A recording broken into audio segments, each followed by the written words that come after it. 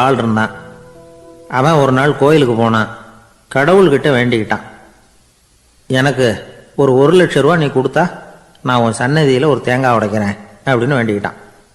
கடவுள் பார்த்தார். உடனே அவன் கண் முன்னாடி தோன்றினார். இந்தா நீ கேட்ட 1,00,000 ரூபாய் அப்படின்னு சொல்லி அவன் கையில் பணத்தை கொடுத்துட்டு மறைஞ்சிட்டார். இவனால் நம்பவே முடியல. இவ்வளவு சுலபமாக கிடைக்கும்னு தெரிஞ்சிருந்தா அனாவசியமாக ஒரு தேங்காய் உடைக்கிறேன்னு வேண்டியிருக்க வேண்டியது இல்லையே அப்படின்னு நினச்சான். இருந்தாலும் வேண்டுதலை நிறைவேற்ற வேண்டியது கடமை. அதுக்காக என்ன பண்ணான், பக்கத்தில் ஒரு கடைக்கு போனான். ஒரு தேங்காயை கையில் எடுத்தான். இது என்ன விலைன்னு கேட்டான். 5 ரூபான்னார் கடையில் இருந்தவர். அதிகமாக இருக்குதே விலைன்னா. அப்படின்னா ஒன்று செய்யுங்க, அடுத்த ஊருக்கு போங்க, அங்கே தென்னந்தோப்பு அதிகம், அதனால் அங்கே இதை விட குறைஞ்ச விலைக்கு கிடைக்கும் அப்படின்னார். சரின்னு அடுத்த ஊருக்கு கிளம்புனான். அங்கே போய் விசாரித்தான். ஒரு தேங்காய் 3 ரூபாய் விலைன்னாங்க. இதுவும் அதிகமாக தெரியுதேன்னா. அப்படின்னா ஒன்று செய்ய, அதோ அந்த ஆற்று ஓரமாக ஒரு தென்னை மரம் இருக்கு பார், அதில் நீயே ஏறி பறிச்சுக்கோ, ஒரு தேங்காய்க்கு 1 ரூபா கொடுத்தா போதும் அப்படின்னார் அந்த தோப்புக்கு சொந்தக்காரரு. இவனுக்கு மரம் ஏற தெரியாது, இருந்தாலும் ஆசை யாரை விட்டுது, விலை சல்லிசா இருக்குதே. ஆற்று ஓரம் போனால் தட்டு தடுமாறி அந்த மரத்தில் ஏறினா அந்த தென்னை மரம் வளைஞ்சி ஆற்று பக்கம் போய் அப்புறம் நிமிர்ந்து இருந்தது. அதாவது மரத்தின் உச்சி சரியாக ஆற்றுக்கு நடுவில் இருந்தது. ஆற்றுல வெள்ளம் கரபுரண்டு ஓடிக்கிட்டு இருக்கு. இவன் கடவுள் கொடுத்த 1,00,000 ரூபாயை மடியில் வச்சு இறுக்கி கட்டிக்கிட்டான். உச்சிக்கு போய் காய் பறிக்கிற சமயத்தில் காற்று மழையும் பலமாக கலந்து அடிக்க ஆரம்பிச்சுட்டுது. கால் வழுக்கி விட்டுட்டுது. இவன் சடார்னு ஒரு தென்னை மட்டையை பிடிச்சிக்கிட்டு தொங்க ஆரம்பிச்சிட்டான். கீழே பயங்கரமான வெள்ளம், மடியில் 1,00,000 ரூபா பணம், என்ன செய்யறதுன்னு தவிக்கிறான். இந்த சமயம் கரையில் ஒரு யானை பாகன் யானையை குளிப்பாட்டிக்கிட்டு இருக்கிறான். அது அவன் கண்ணில் பட்டது. ஐயா ஒரு உதவின்னு கத்துனான். அவன் என்ன செய்யணும்னு கேட்டான். உன் யானையை மெதுவாக இங்கே அழைச்சிட்டு வா, எனக்கு நேராக கீழே நிறுத்து, என் காலை பிடிச்சி மெதுவாக கீழே இறக்கி விட்டுரு, என் மடியில் இருக்கிற பணத்தில் உனக்கு 10,000 ரூபா தரேன் அப்படின்னா. அவன் பார்த்தான். காலை கையை பிடிச்சா கூட எவனும் இந்த காலத்தில் 10 ரூபாய்க்கு மேலே தரமாட்டேங்கிறான், இவன் காலை பிடிச்சா 10,000 தர்றேங்கிறான் அப்படின்னு யோசனை பண்ணான். உடனே யானையை கொண்டுட்டு போனான். அவனுக்கு நேராக கீழே நிறுத்தினான். அவன் காலை பிடிச்சான். அவ்வளவுதான். அந்த நேரம் பார்த்து யானை மெதுவாக நடந்து அப்பால போட்டுது. இப்போ யானை பாகன் அவன் காலை கெட்டியாக பிடிச்சிக்கிட்டு தூங்குறான். பரிதாபமாக மேலே பார்க்குறான். அவன் மட்டையை பிடிச்சிக்கிட்டு தூங்குறான். இப்போ யானை பாகன் சொல்கிறான், தம்பி மட்டையை விட்டுறாத, கெட்டியாக பிடிச்சிக்கோ, நான் உனக்கு 10,000 ரூபா தரேன், இதோ மடியில் தான் வச்சுருக்கேன்னா.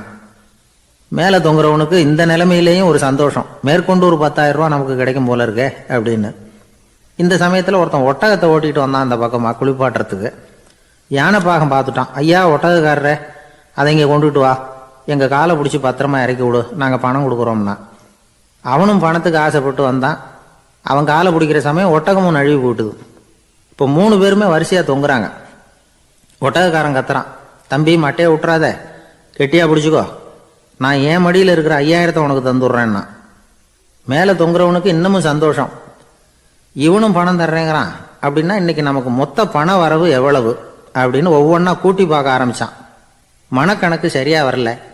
அதனால் அப்படியே விரலை விட்டு எண்ண ஆரம்பித்தான். அவ்வளவுதான், மட்டையை விட்டுட்டு கை நழுவி வந்துட்டுது. 3 பேரும் பொத்துன்னு ஆற்றுல விழுந்தாங்க. படாத பாடுபட்டு தட்டு தடுமாறி கரைக்கு வந்து சேர்ந்தாங்க. 3 பேர் மடியில் இருந்த பணமும் ஆற்றோட போட்டுது. பேராசை பெருநஷ்டம் அப்படின்னு ஒரு பழமொழி இருக்குல்ல, அதை விளக்கறதுக்காக சொல்லப்பட்ட கதை இது. இந்த காலத்தில் ஒருத்தர் ஒரு நீச்சல் குளத்தில் நீச்சல் அடிச்சுக்கிட்டு இருக்கிறார். காவலுக்கு இருந்தவர் அதை கவனிச்சுட்டார். கரையிலேருந்து சத்தம் போட்டாராம், இதோ பாருங்க, இங்கே ராத்திரி 8 மணிக்கு மேலே நீச்சல் அடிக்கிறது சட்டப்படி குற்றம், அதுக்கு அனுமதி கிடையாது, தெரியாதா உங்களுக்கு அப்படின்னாராம். இதுக்கு அவரு, ஐயையோ நான் நீச்சல் அடிக்க வந்தவன் இல்லைங்க, சும்மா சுற்றி பார்க்க வந்தவன், தடுமாறி குளத்தில் விழுந்துட்டேன், நீச்சல் தெரியாது, அதனால தத்தளிச்சுக்கிட்டு இருக்கிறேன் அப்படின்னு கத்துனாராம். கரையில் இருந்தவர் பார்த்தார்.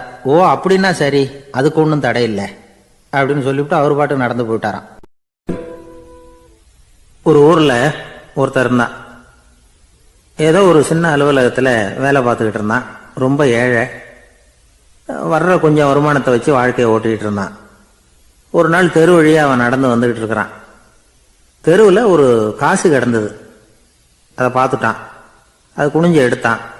அது ஒரு பழங்கால காசு. அந்த காசு நடுவில் ஒரு துளை இருந்தது. அதாவது துளையிட்ட நாணயம். பழங்காலத்தில் புழக்கத்தில் இருந்த ஒரு நாணயம் அது. துளையிட்ட நாணயம் கிடைச்சதுன்னா ரொம்ப நல்லது, அது அதிர்ஷ்டம் அப்படின்னு ஒரு நம்பிக்கை உண்டு. இவன் கையில் அது கிடைச்சதும் ரொம்ப சந்தோஷப்பட்டான். இனிமே என்னுடைய கஷ்டம்லாம் தீரப்போகுது, அதிர்ஷ்டம் என்னை தேடி வரும், நான் பணக்காரன் ஆயிடுவேன் அப்படின்னு சொல்லிட்டு அந்த காசை தன்னுடைய கோட்டு பையில் பத்திரமா போட்டு வச்சுக்கிட்டான். அடிக்கடி அதை தொட்டு பார்த்துக்கிறது உண்டு, வெளியில் எடுக்க மாட்டான். இப்படியே கொஞ்ச காலம் ஆச்சு. அதுக்கப்புறம் என்னாச்சு தெரியுமா? நிஜமாவே அதிர்ஷ்டம் அவனை தேடி வர ஆரம்பிச்சுட்டுது. செல்வம் வந்து குவிஞ்சுது, பணம் பதவி புகழ் எல்லாம் வந்து சேர்ந்தது. சமூகத்தில் அவன் ஒரு பெரிய மனுஷன் ஆயிட்டான். எல்லாரும் அவனை பாராட்டினாங்க. அவன் எதை தொட்டாலும் வெற்றி, எல்லாம் அந்த காசோட மகிமை அப்படின்னு அவன் மனசுக்குள்ளே நினச்சிக்கிட்டான். தினமும் காலையில் அந்த கோட்டை போட்டுக்கிட்டு தான் வெளியில் கிளம்புவான். புறப்படுறதுக்கு முன்னாடி கோட்டு பாக்கெட்டை தொட்டு பார்த்துக்குவான், உள்ளே காசு இருக்கா அப்படிங்கிறத உறுதிப்படுத்திக்குவான். அதுக்கப்புறம் தான் வெளியில் கிளம்புவான். இப்படியே பல வருஷம் ஓடி போச்சு. ஒரு நாள் அவனுக்கு அந்த ஆசை வந்துட்டுது, அதாவது அந்த துளையிட்ட நாணயத்தை எடுத்து கண்ணால் பார்க்கணும் அப்படின்னு. காலையில் சாப்பிட்டுக்கிட்டு இருந்தான். அப்போ தன்னுடைய மனைவி கிட்ட சொன்னான், ரொம்ப நாளைக்கு அப்புறம் என்னுடைய அந்த நாணயத்தை இன்னைக்கு வெளியில் எடுத்து பார்க்க போறேன்னா. என்னத்துக்கு அது, இப்போ அதை பார்க்க வேணாமே அப்படின்னு மெதுவாக இழுத்தாங்க அந்த அம்மா. இல்லை நான் பார்த்தே தீரணும் அப்படின்னு அவன் தன்னுடைய சட்டை பைக்குள்ள கையை விட்டான். உள்ளே இருந்த நாணயத்தை வெளியில் எடுத்தான். பார்த்தா அவனுக்கு ஆச்சரியமா போச்சு. அந்த நாணயத்தில் தொலையே இல்லை. என்ன ஆச்சு அப்படின்னு சொல்லி அவன் ரொம்ப குழம்பி போயிட்டான். இப்போ அந்த அம்மா சொன்னாங்க, நான் தான் ஒரு நாள் உங்கள் கோட்டு ரொம்பவும் தூசியாக இருக்கேன்னு சொல்லி அதை ஜன்னலுக்கு வெளியில் உதறினேன். உள்ளே இருந்த அந்த காசு அப்போ எனக்கு தெரியாது, ஞாபகத்தில் இல்லை. அது தெருவில் விழுந்துட்டது போல இருக்கு. அதுக்கப்புறம் எவ்வளவோ தேடி பார்த்தேன், கிடைக்கல. அதுக்குள்ளே அதை யாரோ எடுத்துகிட்டு போயிட்டாங்க போல இருக்கு. அது இல்லைங்கிறது உங்களுக்கு தெரிஞ்சால் வருத்தமாக இருக்குமேங்கிறதுக்காக நான் தான் வேற ஒரு நாணயத்தை எடுத்து சட்டை பைக்குள்ளே வச்சுட்டேன் அப்படின்னு விவரத்தை சொன்னாங்க அந்த அம்மா. இது எப்போ நடந்ததுன்னு கேட்டான். உங்களுக்கு அந்த காசு கிடைச்சதே அன்னைக்கு மறுநாளே இது நடந்து போச்சு அப்படின்னாங்களாம். இதை கொஞ்சம் யோசனை பண்ணி பாருங்க. அவனுக்கு அதிர்ஷ்டத்தை கொடுத்தது அந்த நாணயம் இல்லை, அவனுடைய நம்பிக்கை, அதாவது தன்னம்பிக்கை. அதுதான் வேலை செஞ்சிருக்கு. இதிலிருந்து நாம் தெரிஞ்சுக்க வேண்டியது என்னன்னா, வாழ்க்கையில் முன்னேற நினைக்கிறவங்களுக்கு தன்னம்பிக்கை ரொம்ப முக்கியம். அது இல்லைன்னா முன்னேற முடியாது. ஒருத்தன் சொன்னானா, நான் எப்பவுமே என்னதான் சார் நம்புவேன், மற்றவங்கள நம்ப மாட்டேன். நேற்றுக்கு பாருங்க, திடீர்னு 10 பேர் என்னை அடிக்க வந்துட்டாங்க, நான் ஒருத்தனாவே அதை சமாளித்தேன் அப்படின்றான் ரொம்ப பெருமையா. அது எப்படின்னு கேட்டாங்களாம். ஒரே ஓட்டமாக அங்கேருந்து ஓடி வந்துட்டேன் அப்படின்னு நானா. நிறைய பணம் சேர்த்தான். அவனுக்கு சம்பாதிக்க தெரியுமே தவிர செலவு பண்ண தெரியாது. மகா கஞ்சன். காசை கையில் எடுக்கவே மாட்டான். எடுத்தா செலவு செய்ய வேண்டியிருக்குமே. அதனால் இப்படியே அவன் காலத்தை ஓட்டி விட்டான். வயசாயிட்டுது. அவனுடைய மனைவி ஒரு நாள் கேட்டாங்க, இவ்வளவு நாளா நீங்கள் என்னை எங்கேயுமே அழைச்சிட்டு போனதில்லை, இப்போவாவது அழைச்சிட்டு போகக்கூடாதா அப்படின்னாங்க. எங்கே போகணும்னு சொல்லுன்னா. காசிக்கு போகணும், கங்கையில் குளிக்கணும்னாங்க. இவன் பார்த்தான், இதுக்கு ஏன் அவ்வளவு தூரம் செலவு பண்ணிட்டு போகணும், நம்ம ஊர் ஆற்றுலேயே குளிக்கலாமே, இதுவும் புண்ணிய நதி தான், இங்கே குளிச்சா அங்கே குளிச்ச பலன் கிடைச்சிரும் அப்படின்னா. சரின்னு 2 பேருமா ஆத்தங்கரைக்கு போனாங்க. அன்னைக்கு ஏதோ விசேஷம், நிறைய கூட்டம், நிறைய பேர் குளிச்சுக்கிட்டு இருக்கிறாங்க. கரையில் சில புரோகிதர்கள் நின்றுக்கிட்டு இருக்கிறாங்க. குளிக்கிறதுக்கு முந்தி அவங்க கிட்ட உட்காந்தா ஏதோ மந்திரம்லாம் சொல்லுவாங்க, கொஞ்சம் காசு கொடுக்க வேண்டியிருக்கும். அதனால் இவன் என்ன பண்ணான், ஆத்தங்கரையிலேயே கொஞ்சம் தூரம் போனான். ஊரை விட்டு தள்ளி வந்துட்டான், அங்கே யாருமே இல்லை. அப்பாடான்னு சந்தோஷப்பட்டான். குளிக்கலாம்னு புறப்பட்டான். இந்த நேரம் கடவுள் பார்த்தார், இந்த கஞ்சனுக்கு ஏதாவது புத்தி போகட்டணும் அப்படின்னு நினைச்சார். உடனே ஒரு புரோகிதர் மாதிரி உருவத்தை மாற்றிக்கிட்டு அந்த ஆள் முன்னாடி வந்து நின்னார். அவனுக்கு அதிர்ச்சி, இங்கே யாருமே இருக்க மாட்டாங்கன்னு நினச்சா இங்கேயுமே ஒரு ஆள் வந்துட்டாரு, என்ன பண்ணுறதுன்னு யோசனை பண்ணான். புரோகிதர் உருவத்தில் இருந்த கடவுள் சொன்னார், இதை பாருங்க, இன்னைக்கு விசேஷ நாள், நீராடுறதுக்கு முன்னாடி சுயகல்பம் பண்ணிக்கிறது ரொம்ப நல்லது அப்படின்னார். என்கிட்ட பணம் எதுவும் இல்லையேன்னா. பரவாயில்ல, அப்புறமா கொடுங்க, வாங்கிக்கிறேன். ஆனால் ஒன்று, எவ்வளவு கொடுப்பீங்கிறத மட்டும் இப்போவே சொல்லிவிடுங்க அப்படின்னார். இவன் ரொம்ப யோசனை பண்ணான். ஒரு 10 பைசா தரேன் அப்படின்னா. சரின்னு ஒத்துக்கிட்டு எல்லா கிரியைகளையும் அவர் செஞ்சார். அதுக்கப்புறம் கணவனும் மனைவியும் ஆற்றுல குளிச்சாங்க. அவர் போயிட்டார். கொஞ்ச நாள் கழித்து அவன் வீட்டுக்கு வந்தார் கடனை வசூல் பண்ணுறதுக்கு. வாசலில் நின்றுக்கிட்டு இருந்த அவன் மனைவி, இவரை பார்த்ததும் தயங்க ஆரம்பித்தாங்க. அந்த அம்மா கிட்ட விஷயத்த சொன்னார். அந்த அம்மா ஓடி போய் உள்ளே இருக்கிற தன்னுடைய கணவர்கிட்ட சொன்னாங்க. அவன் யோசனை பண்ணான், இப்போ வெளியில் போனால் அவனுக்கு 10 காசு கொடுக்க வேண்டியிருக்கும், அதனால் எனக்கு காய்ச்சல்னு அந்த ஆளுகிட்ட சொல்லிவிடு, இன்னொரு சந்தர்ப்பத்தில் என்னை வந்து பார்க்க சொல்லு அப்படின்னா. அந்த அம்மா போய் சொன்னாங்க. அப்படிங்களா, அப்படின்னா அவரை நான் உடனே போய் பார்க்கணுமே அப்படின்னு உள்ளே நுழைய ஆரம்பித்தார். அவங்க மறுபடியும் இருங்க தான் வரேன்னு சொல்லிவிட்டு உள்ள ஓடி விஷயத்த சொன்னாங்க. இது ஏதுடா வம்பா போச்சு அப்படின்னு பார்த்தான். மனைவியை கிட்டத்தில் கூப்பிட்டான். இதோ பாரு, ஜன்னி கண்டு நான் இறந்து போயிட்டதா சொல்லிவிடு அப்படின்னா சொன்னாங்க. புரோகிதர் பார்த்தார். அப்படின்னா ஒரு வழியாக இருந்து அவருடைய இறுதி சடங்குகளையும் நானே முடிச்சுட்டு போயிடுறேன் அப்படின்னார். உள்ளே இருந்தவன் யோசனை பண்ணான், அந்த ஆள் என்னை விடமாட்டான் போல இருக்கு, அதனால் ஒரு சவப்பெட்டியில் என்னை வச்சு தூக்கிக்கிட்டு மயானத்துக்கு போங்க பார்த்துக்கலாம் அப்படின்னா. புரோகிதரும் விடுற மாதிரி இல்லை, கூடவே நடந்து போயிட்டு இருக்கிறார். அங்கே இறக்கி சடங்குகளை முடிச்சுட்டு தீ வைக்கிற நேரம் பொட்டிக்குள்ளே இருந்த நம்ம ஆள் அலறி அடிச்சுட்டு வெளியில் ஓடி வந்தான். புரோகிதர் உருவத்தில் இருந்த கடவுள் சிரிச்சார், தன்னுடைய சுய உருவத்தை காட்டினார். அதுக்கப்புறம் அவனை கூப்பிட்டு, இதை பாருப்பா, ஏன் இப்படி அல்லாடுற, ஏதாவது வரம் வேணும்னா கேள்தரேன் அப்படின்னார். அவன் யோசனை பண்ணான். பகவானே, ஒரே ஒரு வரம் தான் உங்ககிட்ட கேட்கணும்னா. என்ன வேணும் கேளுன்னார். அந்த 10 பைசா தட்சணையை தள்ளுபடி பண்ணால் போதும் அப்படின்னா. கடவுளும் சரின்னு சொல்லிட்டு போயிட்டார். இப்படி ஒரு கதையை சுவாமி சிவானந்தர் சொல்லியிருக்கிறார். செல்வந்தர்கள் பல பேர் இப்படித்தான் இருக்கிறாங்க. தாங்களும் அனுபவிக்க மாட்டாங்க, அடுத்தவங்களுக்கும் கொடுக்க மாட்டாங்க. இது மாதிரியான கஞ்சர்களுக்கு இந்த உலகம் இல்லை, அந்த உலகம் இல்லைங்கிறார் அவர். இந்த கதையில் கடவுள் கடன் வசூலுக்கு வந்தது மாதிரி நம்ம ஊர் ஆள் ஒருத்தன் இன்னொருத்தர்கிட்ட 10 பைசா கடன் கொடுத்துட்டான். திருப்பி வாங்கறதுக்கு நடையா நடக்கிறான். கடைசியாக கேட்டான், நீ எப்போ தான் கடனை திருப்பி தரப்போற, அதை முடிவாக சொல்லுன்னா. வர்ற வியாழக்கிழமை கண்டிப்பாக கொடுத்துருவேன் அப்படின்னானா அவன். அன்னைக்கு நான் ஊரில் இருக்க மாட்டேனே அப்படின்னானா இவன். அதனால் என்ன, நானும் தான் அன்னைக்கு ஊரில் இருக்க மாட்டேன் அப்படின்னானா. இந்த உலகத்தில் தான் மட்டும் வாழ்ந்தா போதும் அப்படின்னு நினைக்கிறவங்க உண்டு. தானும் வாழணும், அடுத்தவங்களும் வாழணும் அப்படின்னு நினைக்கிறவங்களும் உண்டு. முதல்ல சொன்ன வகையை சேர்ந்த மனிதர்கள் எப்படி தெரியுமா? எப்படியாவது தான் மட்டும் வாழ்ந்தால் போதுங்கிற நினைப்பு தான் எப்பவும் அவங்களுக்கு இருக்கும். தங்களுடைய வளர்ச்சிக்கு எது தடையா இருந்தாலும் சரி, யார் தடையா இருந்தாலும் சரி, அதை அழிச்சுட்டு தான் மறுவேலை பார்ப்பாங்க. அவங்கெல்லாம் பாவ காரியங்களுக்கு தயங்குறதே இல்லை. அப்படிப்பட்ட வாழ்க்கை அவங்களுக்கே இடைஞ்சல அமைஞ்சு விடுறது உண்டு. அதை விளக்கறதுக்கு ஒரு கதையும் உண்டு. ஒரு ஊர்ல அப்படிப்பட்ட ஆள் ஒருத்தன் இருந்திருக்கான். நிறைய பாவங்களை செஞ்சவன். அதன் காரணமா நரகப்படுகொழியில விழுந்துட்டான். நரகப்படுகொழிங்கிறது ஒரு பெரிய கிணறு மாதிரி. ஏற்கனவே பாவம் செஞ்சவங்க நிறைய பேர் அதில் விழுந்து கிடக்குறாங்க. உள்ள ஏகப்பட்ட சத்தம், எல்லாம் அந்த பாவாத்மாக்கள் போடுற சத்தம். இப்போ விழுந்தானே இவனும் சத்தம் போட்டான். இவன் போடுற சத்தம் கொஞ்சம் அதிகமாக கேட்டுது. இந்த கிணத்துக்கு பக்கத்தில் புத்தர் உட்கார்ந்துருக்கிறார். அவர் காதில் இவன் போடுற சத்தம் விழுந்தது. உடனே அந்த கிணத்தடிக்கு போனார். குனிஞ்சு பார்த்தார். சாமி என்னை காப்பாத்துங்க அப்படின்னு கத்தனா இவன். புத்தர் அவனை கொஞ்சம் கவனிச்சு பார்த்தார். மனித சமுதாயத்துக்கு அவன் என்னென்ன கெடுதல் பண்ணியிருக்கிறாங்கிற விவரம்லாம் அவர் மனக்கண்ணில் தெரிஞ்சது. அவருக்கு எல்லாம் புரிஞ்சு போச்சு. இருந்தாலும் அவனை காப்பாத்துறதுக்கு ஏதாவது வழி உண்டா அப்படின்னு யோசிச்சார். அவன் தன்னுடைய வாழ்நாளில் ஏதாவது நல்லது செஞ்சிருக்கானா அப்படின்னு பார்த்தார். ஒரே ஒரு சமயம் அவன் தன்னுடைய காலடியில மிதிபட இருந்த சிலந்தியை மிதிக்காமல் தாண்டி போயிருக்கிறான். இந்த ஒரு காரியத்துக்காக அவனை கரையேற்ற முடியுமா அப்படின்னு நினைச்சார். அவ்வளவுதான். உடனே அவர் கையில ஒரு சிலந்தி வந்து உட்காந்துதான். அதுகிட்ட இருந்து நூல் இழை வெளிவர ஆரம்பிச்சது. அந்த நூல் இழை கிணற்று ஆழம் வரைக்கும் அப்படியே நீண்டுகிட்டே போச்சான். புத்தர் பார்த்தார்.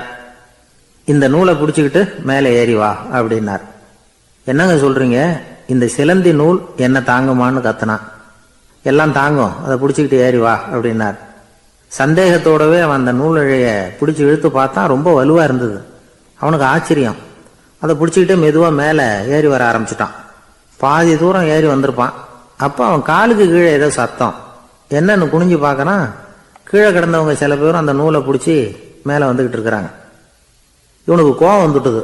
தன்னுடைய இடுப்புல வச்சிருந்த கத்தியை எடுத்து தன்னுடைய காலுக்கு கீழே நூல் இழையை அப்படியே வெட்டி விட்டுட்டான். இனிமே நாம மட்டும்தான் மேலே ஏறி வந்துடணும் அப்படின்னு நினைச்சுக்கிட்டான். ஆனா நடந்தது என்ன தெரியுமா? மொத்த நூல் இழையும் அப்படியே அருந்து கீழே விழுந்துட்டுது. அவனும் பொத்துன்னு கீழே விழுந்துட்டான். மறுபடியும் கத்த ஆரம்பிச்சுட்டான். ஏற்கனவே அவன் செஞ்சிருந்த ஒரு சிறு கருணை அந்த நூல் இழைக்கு உறுதியை கொடுத்தது. இப்போ அவன் செஞ்ச பாவம் அந்த நூல் இழைய வலுவிழக்க செஞ்சுட்டுது. அடுத்தவங்களும் வாழணுங்கிற எண்ணம் அவனுக்கு இருந்திருந்தா இப்போ அவனும் கரையேறி வந்திருப்பான், மற்றவங்களும் சௌக்கியமாக வந்து சேர்ந்திருப்பாங்க. அதனால் நாமும் வாழணும், அடுத்தவங்களும் வாழணும் அப்படின்னு நினைக்கிறவன் வாழ்க்கையில் சீக்கிரம் முன்னுக்கு வந்துடுவான். ஒருத்தன் ஒரு டாக்டர் கிட்ட போனான், மருந்து வாங்கினான், வாங்கி கொண்டாந்து பேசாமல் வச்சுட்டான், சாப்பிடல.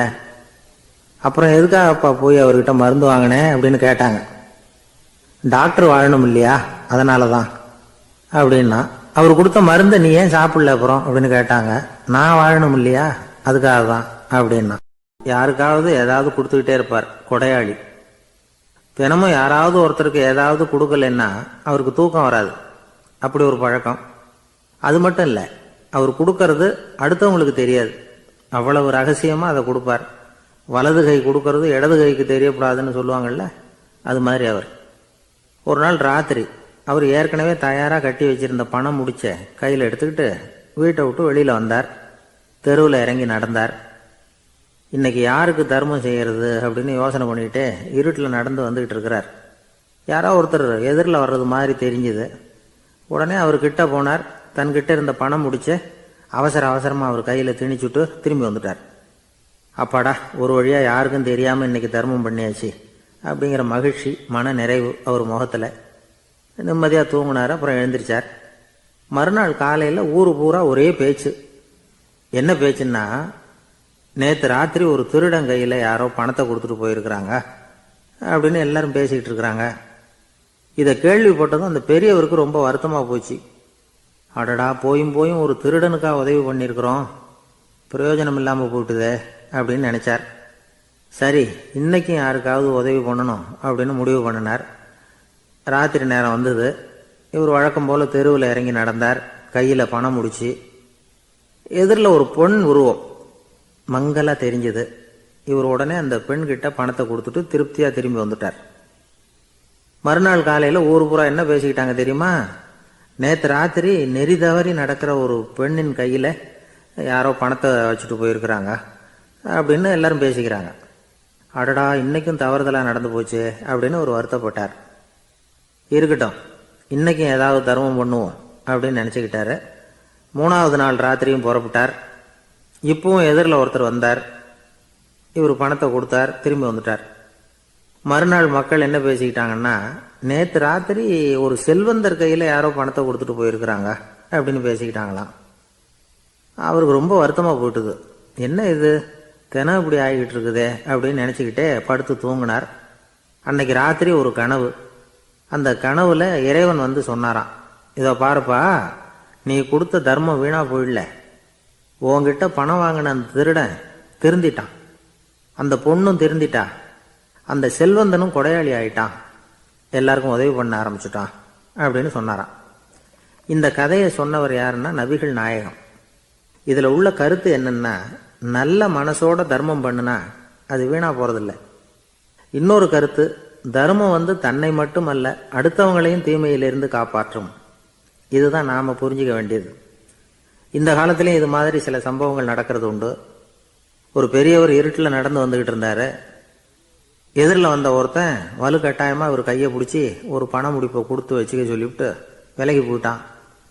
பெரியவருக்கு ஆச்சரியம், இந்த காலத்திலையும் இப்படி வலது கை கொடுக்கறது இடது கைக்கு தெரியக்கூடாதுன்னு நினைக்கிற கொடையாளிகள் உண்டு போல இருக்கு அப்படின்னு யோசனை பண்ணிக்கிட்டே நடந்தார். கொஞ்சம் தூரம் போயிருப்பாரு. அதுக்குள்ள அதே ஆள் திரும்பி வந்தான். கொடுத்த பண முடிப்பை திருப்பி கொடுங்க அப்படின்னு கேட்டு வாங்கிட்டான். இவருக்கு ஒன்றும் புரியல. ஏன் இப்படி பண்ணுறேன்னார். அது ஒன்றும் இல்லைங்க, கொஞ்ச நேரம் இதை உங்ககிட்ட கொடுத்து வச்சிருந்தேன், அவ்வளவுதான் அப்படின்னா. ஏன்னு கேட்டார். என்னை பின்னாடி போலீஸ் தேடிக்கிட்டு வந்துக்கிட்டு இருக்குது, அதுதான் அப்படி பண்ணேன், இப்போ போயிட்டுது, இனிமேல் ஒன்றும் பயமில்லை அப்படின்னு சொல்லிவிட்டு அவன் பாட்டுக்கு நடந்து போகிறான். பெரிய குடும்பத்தில் பிறந்தவர். இருக்கிற சொத்துக்கள் எல்லாத்தையும் வாரி வழங்கிவிட்டு காட்டுக்கு புறப்பட்டார் தவம் செய்யறதுக்காக.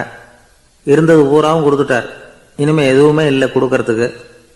அப்போ கடைசியா ஒருத்தன் வந்து கையை நீட்டினானா, ஐயா ஏதாவது கொடுங்கன்னு இருக்கான். அவர் பார்த்தார், கட்டியிருக்கிற வேட்டியை தவிர வேற எதுவுமே இல்லை. 8 முழம் பட்டு வேட்டி, ஜரிகை கரையோடு இருக்குது. கடைசியாக அதை தான் எடுத்துக்கிட்டு அவர் புறப்பட்டுருக்கார். அவர் பார்த்தார், எதிரில் அவன் பரிதாபமாக நின்றுட்டு இருக்கிறான். அந்த 8 முழ வெட்டியை 2ஆக கிழிச்சார். 4 முழத்தை அவங்ககிட்ட கொடுத்தாரு. மீதி 4 முழத்தை தன்னுடைய இடுப்பில் கட்டிக்கிட்டு அவர் காட்டுக்கு போயிட்டார். இவன் என்ன பண்ணான் தெரியுமா? கையில் கிடைச்ச 4 முழத்தை எடுத்துக்கிட்டு கடை வீதிக்கு போனான். பழைய பட்டு வேட்டி ஜருகை இதையெல்லாம் விலைக்கு வாங்குற வணிகர் ஒருத்தர் இருக்கார். அவர்கிட்ட போனான். இதை விலைக்கு எடுத்துக்கிறீங்களா அப்படின்னு கேட்டிருக்கான். அவர் வாங்கி பார்த்துருக்கார். ஆஹா, இது ரொம்ப அருமையான வேட்டி, விலை உயர்ந்த ஜருகை, இது ஏது உனக்கு அப்படின்னு கேட்டாரான். அவன் நடந்தது சொல்லியிருக்கான். அப்படின்னா ஒன்று செய்யி, இந்த வேட்டியோட இன்னொரு பாதியையும் மெதுவாக வாங்கிட்டு வந்துரு, உனக்கு நிறைய பணம் தர்றேன் அப்படின்னாரான் அந்த வணிகர். இவன் கொஞ்சம் யோசனை பண்ணி பார்த்தான். கொஞ்சம் இருங்க, வந்து விடுறேன் அப்படின்னு சொல்லிவிட்டு நேராக காட்டுக்கு போனான். அவர் எங்கே இருக்காருன்னு தேடி கண்டுபிடிச்சான். அவர் ஒரு இடத்துல தவக்கோலத்தில் இருக்கிறார். கட்டியிருந்த இடவேட்டியும் அவர் அறியாமல் நழுவி கீழே விழுந்து கிடக்குது. இவனுக்கு ரொம்ப வசதியாக போச்சு. அவரை கேட்க வேண்டிய அவசியமே இல்லை. மெதுவாக சத்தம் போடாமல் அடி மேலே அடி வச்சு நெருங்கினான். அவர் கண்ணை மூடிக்கிட்டு அவர் பாட்டுக்கு நின்றுட்டு இருக்கிறார். இவன் மெதுவாக போய் கீழே கிடந்த அந்த துணியை எடுத்துக்கிட்டு சத்தம் போடாமல் திரும்பி நடந்தான். ஒரு 2-3 அடி எடுத்து வச்சிருப்பான். அப்படி ஓட ஆரம்பிக்கிற சமயத்தில் அவன் காலில் கீழே கிடந்த முள்ளு ஒன்று நறுக்குன்னு தைச்சி விட்டுது. வலி தாங்க முடியாமல் அம்மான்னு கத்திருக்கான். இந்த சத்தத்தினால கண்ணை மூடி நின்றுக்கிட்டு இருந்த அவரோட தவம் கலைஞ்சது. மெல்ல கண்ணை திறந்து பார்க்குறார். தன் இடையில இருந்த வேட்டி அவன் கையில் இருக்கு. இப்போ அவர் நினைக்கிறார். என்ன நினைக்கிறாருன்னா, இந்த வேட்டி மீது நான் வைத்த ஆசையல்லவா அவனை திருடனாக ஆக்கி விட்டது அப்படின்னு நினைச்சாரான். இந்த வேட்டி மேல நாம வச்ச ஆசை அவனை திருடும்படி ஆக்கிவிட்டதே அப்படின்னு நினைச்சாரான். இது எப்பேற்பட்ட மனநிலை அப்படிங்கிறத கொஞ்சம் யோசனை பண்ணி பாருங்க. தான் ஒரு பொருள் மேல வச்ச பற்று இன்னொரு மனிதன் திருடனாக ஆகிறதுக்கு காரணம் ஆயிட்டுதேன்னு நினைக்கிறார். அப்படி நினைச்ச அந்த பெரியவர் யார் தெரியுமா? அவர் தான் மகாவீரர். இழந்துட்டேங்கிறியே, நீ என்னத்தை கொண்டுகிட்டு வந்த எங்க இழந்துடுறதுக்கு? நீ என்னத்தை உண்டாக்குன இது அழிஞ்சுட்டுதுன்னு சொல்றதுக்கு? இதுதான் அவருடைய சிந்தனை. இன்றைக்கு நம்ம சிந்தனையெல்லாம் வேற மாதிரி இருக்குது. ஒருத்தன் நடுத்தெருவில் உட்காந்து அழுதுகிட்டு இருந்தான். அந்த வழியா வந்தவர் ஒருத்தர், ஏன்பா அழறேன்னு கேட்டாராம். 5 ரூபா சார், இந்த இடத்துல விழுந்துட்டுது, ரொம்ப நேரமா தேடுறேன், கிடைக்காது போல இருக்கு அப்படின்னு சொல்லிவிட்டு அழறான். எப்போ தொலைஞ்சதுன்னு கேட்டாராம் அவரு. அது எனக்கு தெரியாது சார், பணத்தை தொலைச்சவன் தேடி பார்த்துட்டு போயிட்டான், நான் அவனுக்கு பின்னாடி தேட வந்தவன் அப்படின்னு நானா. இவன் ஒரு முனிவர் இருந்தார்.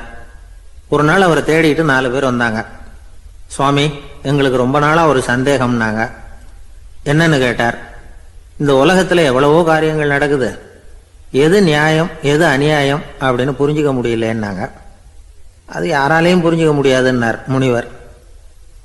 வந்தவங்களுக்கு ஆச்சரியமா போச்சு, ஒரு மாதிரியா பார்த்தாங்க. இதை முனிவர் கவனிச்சார். சரி புறப்படுங்க என்னோடன்னார். எங்கன்னு கேட்டாங்க. இப்போ உங்க 4 பேரையும் ஒரு புஷ்பக விமானத்தில் அழைச்சிட்டு போறேன். இந்த உலகத்துல சர்வசாதாரணமா நடக்கக்கூடிய ஒரு காட்சியை உங்களுக்கு காட்ட போறேன்.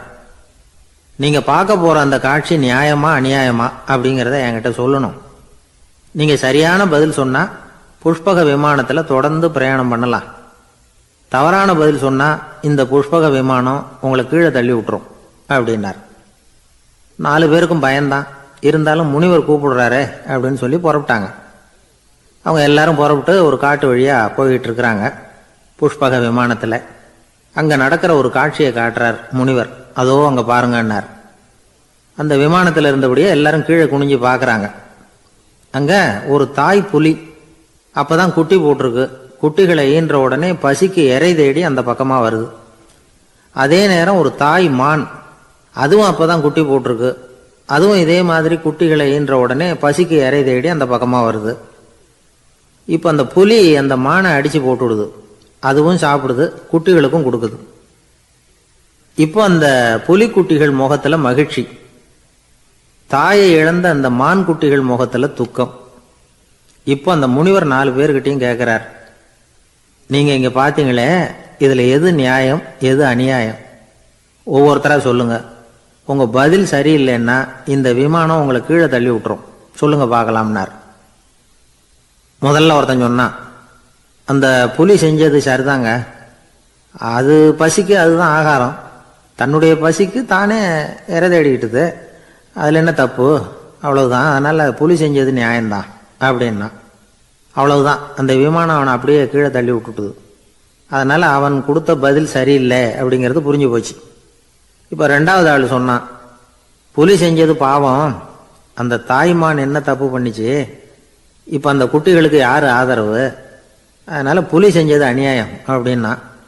அவ்வளவுதான், அவனையும் கீழே தள்ளி விட்டுட்டுது அந்த விமானம். இந்த பதிலும் சரியில்லை அப்படின்னு ஆயிட்டுது. இப்போ மூணாவது ஆள் வந்தான். முதல்ல 2 பேர் கீழே விழுந்ததை பார்த்துக்கிட்டு இருந்தான். அதனால் அவன் சொன்னான், ரெண்டுமே நியாயம்தாங்க, புலி இறை தேடினதும் இயற்கை, அதுக்கு மான் இரையானதும் இயற்கை, அதனால் இதில் ஒன்றும் தப்பு இல்லைன்னா. அவ்வளவுதான், அவனையும் அந்த விமானம் கீழே பிடிச்சி தள்ளி விட்டுது. இப்போ நாலாவது ஆள் வந்தான். முனிவர் கேட்டார், நீயாவது சொல்லுப்பா, இந்த செயலில் எது நியாயம்னார். அவன் தெளிவாக பதில் சொன்னான். அதாவது என்ன சொன்னான்னா, எனக்கு தெரியல அப்படின்னா. அவனை விமானம் கீழே தள்ளல, சௌரியமாக அழைச்சிட்டு போட்டுது. இவனும் பிரயாணம் சௌக்கியமாக பண்ணானான். ஆக இதுதான் சரியான பதிலுங்கிறத முனிவர் உணர்த்தினார். இந்த கதையிலிருந்து நாம் புரிஞ்சுக்க வேண்டியது என்னன்னா, இந்த உலகத்தில் எவ்வளவோ காரியங்கள் நடக்குது, அதெல்லாம் ஏன் அப்படி நடக்குதுங்கிறதுக்கு எப்பேற்பட்ட பண்டிதராலும் பதில் சொல்ல முடியாது. தெரியாததை தெரியாதுன்னு ஒத்துக்கிட்டா வாழ்க்கை பிரயாணம் சுகமாக இருக்கும். அதனால் தேவையில்லாத விஷயங்களை புரிஞ்சுக்கிறதுக்கு நேரத்தை செலவு பண்ணிகிட்டு இருக்கக்கூடாது. வாழ்க்கையை குழப்பிக்க கூடாது. வாழ்க்கைக்கு தேவையானது என்னவோ அதை மட்டும் புரிஞ்சுக்கிட்டா போதும். இந்த காலத்து ஆள் ஒருத்தன் ஒரு பெரியவரை தேடி வந்தான். ஐயா, ஒரு சந்தேகம்னா. என்ன உன்னுடைய சந்தேகம்னார். பகுத்தறிவுன்னா என்ன, விதின்னா என்ன அப்படின்னு கேட்டான். இதுக்கு அவரு, இப்போ உன்னுடைய வலது காலை தூக்குன்னார். தூக்கினான். சரி, இப்போ உன்னுடைய வலது காலை கீழே இறக்காம உன்னுடைய இடது காலையும் தூக்குன்னார். தூக்கினான். பொத்துன்னு கீழே விழுந்துட்டான். பெரியவர் சொன்னார், உன்னால ஒரு காலை தூக்க முடிஞ்சுது, அதுதான் பகுத்தறிவு. 2 கால்களையும் ஒரே சமயத்தில் தூக்குனா அடிபடும், அப்படிங்கிறது தான் விதி அப்படின்னு விளக்கம் கொடுத்தார். இவன் தன்னுடைய விதியை நொந்துக்கிட்டே இடுப்பை பிடிச்சிக்கிட்டு அங்கேருந்து நடந்து போயிட்டானான். ஜெருசலேம், அங்கே உள்ள ஒரு தேவாலயம், அதில் உள்ள பலிபீடத்தின் முன்னாடி ஒரு பெட்டி உண்டு. அது காணிக்கை பெட்டி. ஆலயத்துக்கு வர்றவங்க பிரார்த்தனை பண்ணிவிட்டு திரும்பி போகிற சமயத்தில் அந்த பெட்டியில் காணிக்கை போடுவாங்க. அவங்களால எவ்வளவு முடியுமோ அவ்வளவு போடுறது வழக்கம். அவங்கவுங்க வசதிக்கு தகுந்த மாதிரி போடுவாங்க. வசதி உள்ளவங்களாக இருந்தாலும் சரி, வசதியே இல்லாத வறியவர்களாக இருந்தாலும் சரி, ஆலய காணிக்கை பெட்டியில் காசு போடுறது அவங்களுக்கு ரொம்ப பெருமையான ஒரு செயல். ஒரு சமயம் இயேசு தம்முடைய சீடர்களோடு அந்த ஆலயத்துக்கு வரார். அங்கே உட்காந்து ரொம்ப நேரம் வழிபாடு பண்ணிட்டு இருக்கிறார். சீடர்களும் அந்த ஜபத்தில் கலந்துக்கிட்டாங்க. வழிபாடு முடிஞ்சுது. இயேசு உட்காந்துருக்கிறார். காணிக்கை பெட்டியில் காசு போடுறவங்கள கவனிக்கிறார். சீடர்களும் அதையே கவனிச்சுக்கிட்டு இருக்கிறாங்க. ரொம்ப பேர் வரிசையாக வந்தாங்க. அவங்களால முடிஞ்ச அளவுக்கு காசு போட்டுட்டு அவங்க பாட்டுக்கு போய்கிட்டு இருக்கிறாங்க. வசதியானவங்க நிறைய பேர் வந்தாங்க. அதுக்கு மத்தியில் வயசான ஒரு அம்மா, அவங்களும் காசு போட்டுட்டு போகிறாங்க. இப்போ இயேசு தன்னுடைய சீடர்கள் பக்கம் திரும்பினார். ஒரு கேள்வி கேட்டார். இப்போ இந்த காணிக்கை பெட்டியில் நிறைய பேர் காசு போட்டுட்டு போகிறத நீங்கள் கவனிச்சிங்க. இன்னைக்கு இந்த காணிக்கை பெட்டியில் ரொம்பவும் அதிகமாக காசு போட்டது யார் அப்படின்னு கேட்டார். முதல்ல வந்தார ஒரு பெரிய மனுஷன், அவர் தான் அதிகமாக போட்டார் அப்படின்னார் ஒருத்தர். மூணாவதாக வந்தவர் தான் அதிகமாக போட்டார், நான் கவனித்தேன் அப்படின்னாரு இன்னொருத்தர். இப்படி ஆளுக்கு ஒரு விதமாக சொல்கிறாங்க. கடைசியாக இயேசு சொன்னாராம், இன்றைக்கு அந்த பெட்டியில் அதிகமாக காசு போட்டவங்க அந்த வயசான அம்மா தான் அப்படின்னாராம். சீடர்களுக்கு ஒன்றும் புரியல. அந்த அம்மா ரொம்ப ஏழையாச்சே, அவங்க எப்படி அதிகமாக காணிக்கை செலுத்த முடியும் அப்படிங்கிறது அவங்க சந்தேகம். இயேசு விளக்குனார். நிறைய பேர் வந்தாங்க, நிறையவே காசுகள் போட்டாங்க, அது உண்மைதான். ஆனாலும் அந்த அம்மா என்ன பண்ணாங்க கவனிச்சிங்களா? வந்தாங்க, தன்னுடைய காசு பையை திறந்தாங்க, அப்படியே கொட்டுனாங்க. அதில் இருந்தது 2 காசுகள் தான். அந்த 2 காசும் காணிக்கை பெட்டியில் விழுந்துட்டுது. மற்றவங்கள்லாம் தங்கள்கிட்ட இருந்த செல்வத்தின் ஒரு சிறு பகுதியை எடுத்து பெட்டியில் போட்டாங்க. ஆனால் இந்த அம்மா தன்கிட்ட என்ன இருந்ததோ அதை அப்படியே போட்டுட்டாங்க. தன்னுடைய பிழைப்புக்காக வச்சிருந்த அவ்வளவையும் இழக்கிறதுக்கு தயாராயிட்டாங்க. அவ்வளவு தாராள மனசு அவங்களுக்கு. அதனால அவங்க செலுத்தின காணிக்கை தான் அளவில் அதிகம் அப்படின்னார். விலை மதிப்பில்லாத முத்து புதையல் ஒருத்தனுக்கு கிடைக்க போகுதுன்னு வச்சுக்கோங்க. அதன் மதிப்பை உணர்ந்தவன் என்ன பண்ணுவான்? அதை அடையறதுக்காக தன்கிட்ட இருக்கிற எதையும் கொடுக்கறதுக்கு தயாராக இருப்பான் இல்லையா?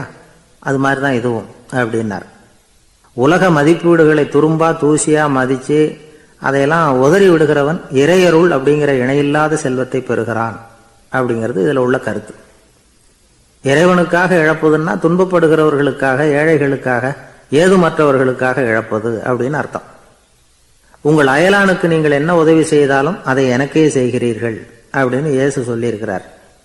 அடுத்தவங்களுக்கு உதவணுங்கிற குணம் இன்னைக்கு ரொம்ப குறைஞ்சி போச்சு. ஒருத்தன் வாழைப்பழத்தோல் வழுக்கி கீழே விழுந்துட்டான். பக்கத்தில் இருந்த நண்பன் உடனே இவனை தூக்கிக்கிட்டு போய் ஆஸ்பத்திரியில் சேர்த்துட்டான். அதுக்கப்புறம் சொன்னான், நீ அந்த வாழைப்பழத்தோலில் காலை வைக்க போகிறத முன்னாடியே நான் கவனிச்சுட்டேன் அப்படின்னானா. அப்படின்னா அப்போவே நீ எனக்கு உதவி செஞ்சுருக்கலாமே அப்படின்னானா அவன். நான் டாக்டருக்கு உதவலாம்னு நினச்சிட்டேன் அப்படின்னா இவன். வயசான ஆள் நிலத்தில் ஏறு ஊதுகிட்டு இருந்தாராம். கிழிஞ்சு போன ஒரு சின்ன துண்டை தான் இடுப்பில் கட்டியிருந்தாராம். தலையில் ஒரு கந்தலை சுற்றி இருந்தார். உடம்பு பூரா சேரு, ரொம்ப ஏழை. ஏறு ஓட்டிகிட்டு இருக்கிறவர் வேற எப்படி இருப்பார்? இருந்தாலும் அந்த ஆள் ரொம்ப ஜாலியாக பாட்டு பாடிக்கிட்டே ஏறு ஊதுகிட்டு இருந்தாராம். உடம்புல தான் அவர் ஏழையை தவிர மனசில் ஒரு ஏழையா தெரியல. அந்த சமயத்தில் அந்த நாட்டு ராஜா அந்த பக்கமாக குதிரை மேலே வந்தாராம். வேட்டைக்கு போயிட்டு பரிவாரங்களோடு திரும்பி வந்துகிட்டு இருக்கிறார். ரொம்ப செல்வ செழிப்புல இருக்கிற ராஜா அவர். அவரு இந்த வயசான விவசாயியை பார்த்துருக்கார். இந்த ஆள் ரொம்பவும் ஏழைங்கிறது அவர் பார்த்தாவே பளிச்சுன்னு தெரியுது. கட்டிக்கிறதுக்கு நல்ல துணி இல்லை, உடம்போ இழைச்சி போயிருக்குது, வயிறு முதுகில் போய் ஒட்டிக்கிட்டு இருக்கு, கண்ணு குழி விழுந்து போயிருக்குது. ஆனாலும் முகத்தை பார்த்தா சந்தோஷமா இருக்கிற மாதிரி இருக்கு. இவ்வளவு உற்சாகமா பாடிக்கிட்டு இருக்கிறாரே அப்படின்னு ஆச்சரியமா நினைச்சு பார்த்தார் அந்த ராஜா. சரி, அவர்கிட்ட கொஞ்சம் பேச்சு கொடுத்து பார்க்கலாம் அப்படின்னு முடிவு பண்ணார். ஐயா பெரியவரே, இப்படி கொஞ்சம் வர முடியுமான்னாராம். பொழுது போகிறதுக்குள்ளே நான் இந்த வயல் பூரா உழவு ஓட்டி ஆகணும், அதனால் பேசுறதுக்கு நேரம் இல்லை அப்படின்னாராம் அந்த பெரியவர். என்ன அவ்வளவு அவசரமா? மீதி இருந்தால் நாளைக்கு ஊதுவப்படாதா? அது சரி, உனக்கு எத்தனை ஏக்கர் நிலம் இருக்குது அப்படின்னு விசாரிச்சிருக்கார் ராஜா. எனக்குன்னு சொந்தமாக உள்ளங்கை அளவு கூட நிலம் கிடையாது. இது எங்கள் முதலாளியோட நிலம். இதை பூராவும் ஊது முடிச்சாதான் அவர் கூலி கொடுப்பார். நான் கூலிக்கு ஊதுகிட்டு இருக்கிறேன். உங்ககிட்ட பேசிக்கிட்டு இருந்தா அவருக்கு துரோகம் பண்ணது மாதிரி ஆயிடும் அப்படின்னாராம். ராஜா குதிரையை விட்டு கீழே இறங்கினார். வரப்புல நடந்து அந்த பெரியவர்கிட்டே போனாராம். சரி, ஒரு நாள் பூரா ஊதான் உனக்கு எவ்வளவு கூலின்னு கேட்டிருக்கார். 8 அணா கூலி கிடைக்கும்னாராம் அவர். இது ரொம்ப காலத்துக்கு முன்னாடி நடந்த ஒரு சம்பவங்கிறதுனால அப்போ 8 அணா கூலிங்கிறது ரொம்ப பெருசு. இருந்தாலும் அதுவும் அந்த ராஜாவுக்கு பெரிய கூலியா தெரியல. இவ்வளவுதானா, இதை வச்சுக்கிட்டு நீ எப்படி காலம் தள்ளுற அப்படின்னாராம். ஒன்றும் கவலை இல்லை அப்படின்னாராம் அவர். ராஜாவுக்கு ரொம்ப ஆச்சரியமா போச்சு. 8 அணா கூலி வாங்குற இந்த ஆளு கவலை இல்லாம இருக்கிறார், ஏராளமான வசதியோடு இருக்கிறன்னா கவலை இல்லாம வாழ முடியலையே அப்படின்னு நினைச்சு பார்த்திருக்கார். அது சரி, 8 அணாவில் எப்படி குடும்பம் நடத்துற அப்படின்னு கேட்டாராம். எனக்கு கிடைக்கிற 8 அணாவில் 2 அணா குடும்பத்துக்கு செலவழிக்கிறேன், 2 அணா பழைய கடனுக்கு கொடுக்குறேன், 2 அணா தர்மம் செய்யறேன், 2 அணா வட்டிக்கு கொடுக்குறேன், ஒரு குறையும் இல்லைன்னாராம். ராஜாவுக்கு ஒன்றும் புரியல. எனக்கு ஒன்றும் புரியலேன்னு இருக்காரு. ஐயா, எனக்கும் என் மனைவிக்கும் 2 அணா செலவாகுது. வயசான அம்மா அப்பா இருக்கிறாங்க, சின்ன வயசுல என்னை காப்பாத்தினவங்க அவங்க. அந்த கடனுக்கு 2 அணா செலவாகுது, அது பழைய கடன். என் தங்கச்சி ஒருத்தி ஆதரவு இல்லாத நிலைமையில தன்னுடைய மகனோட என் வீட்டில் இருக்கிறா. அவளுக்கும் அவள் மகனுக்கும் 2 அணா செலவு பண்றேன், அது தர்மம். எனக்கு 2 பிள்ளைங்க இருக்கிறாங்க, அவங்களுக்கு 2 அணா செலவு பண்றேன், அது வட்டிக்கு கொடுக்கறது மாதிரி. பிற்காலத்தில் அவங்க எங்களை காப்பாற்றுவாங்க. அந்த வகையில் நான் திருப்தியோடு வாழ்ந்துகிட்டு இருக்கிறேன் அப்படின்னாராம். ராஜாவுக்கு அர்த்தம் புரிய ஆரம்பிச்சுதான். அந்த பெரிய நிலத்தை விலை கொடுத்து வாங்கி அந்த பெரியவருக்கே தானமாக கொடுத்துட்டாராம். இப்போ ஊழவருக்கே நிலம் சொந்தமாயிட்டுது. அன்னையிலேருந்து அரசனுக்கும் ஆறுதல் கிடைச்சுதான். இப்படி ஒரு கதை சொல்லுவாங்க. 8 அணா வருமானத்தை வச்சுக்கிட்டு எப்படி காலத்தை தள்ளுறதுன்னு சொல்றதுக்காக இந்த கதையை சொல்றதாக யாரும் தப்பா நினைச்சுக்க கூடாது. கிடைக்கிறத எப்படி பங்கு போடுறார், எப்படி திருப்தியா வாழறார் அப்படிங்கிறது தான்.